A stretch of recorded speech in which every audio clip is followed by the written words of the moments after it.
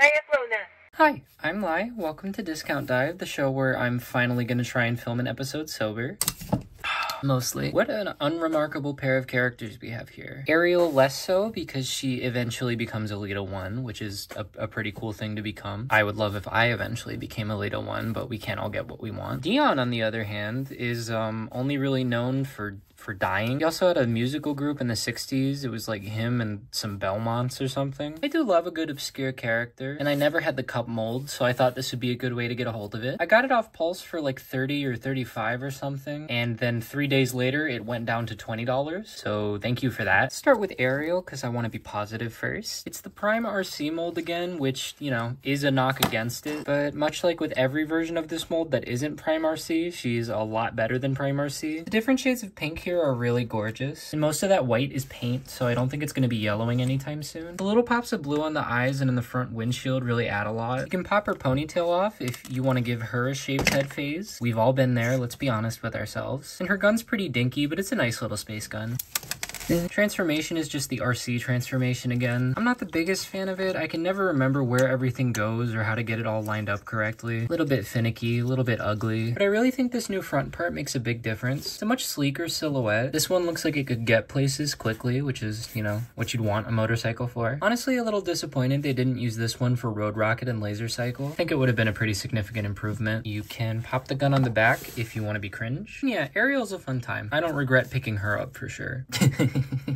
This looks stupid. Dion cannot really ride her well as much as we know he really wants to. Possibly the best use of this mold. The only reason I say possibly is because Road Rocket and Laser Cycle had gorgeous light piping and she has nothing. But yeah, she turns a mediocre figure into a decent figure. Also just notice she's giving us the rock eyebrow there. Dion on the other hand is pretty messy. First of all, I got the acne QC, so his nose will forever have a bump on it. Can't stop thinking about how if I'd waited another week I would have gotten it for cheaper and probably wouldn't have gotten this copy, so I wouldn't have a big stupid pimple on his nose. Whatever, win some, lose some, mostly lose some. One point he does have over Ariel is light piping, but it doesn't look very good. I think I was brighter than that in elementary school. And one of the fun things about the cup mold is that you can recreate his grievous injuries. It's supposed to be a play feature, but it kind of just makes it more difficult to play with.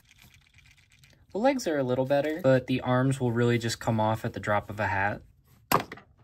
Get it? I do like his color scheme a lot. It's very 80s robot, which makes sense because he is a robot from the 80s. He's got a pretty decent silhouette. I don't think the backpack is too obtrusive. Composability's okay. The lack of wrist swivels is unfortunate. I guess he wasn't made for the most dynamic poses since this was supposed to be an old man, but he doesn't really feel great. I've noticed on a lot of the Pulse exclusives that the plastic seems to take a serious downgrade. This feels thinner, less substantial, but for looks at least, he's definitely got it down. Looks better than Cup for sure. He gets Cup's little thingy. Did he use this in the movie? It's been a minute. And he gets 2 cannons? They can mount on his backpack in this position. Are they like mortars? Is he only a threat when he gets down to do a push-up?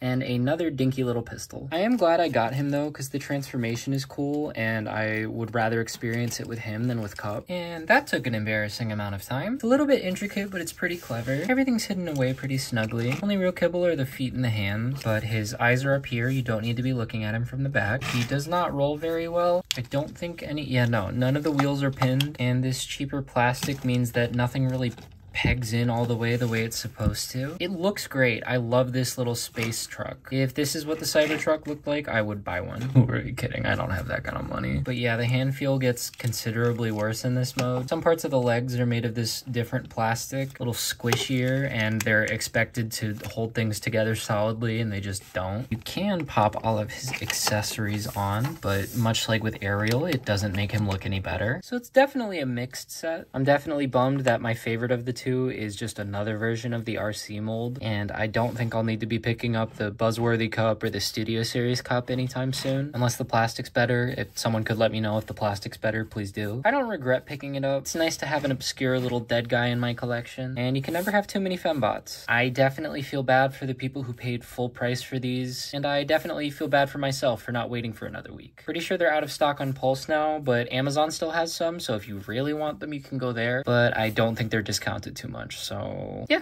I don't know. This is fine. It's fine. It's fine. I'm gonna go finish my bottle of wine.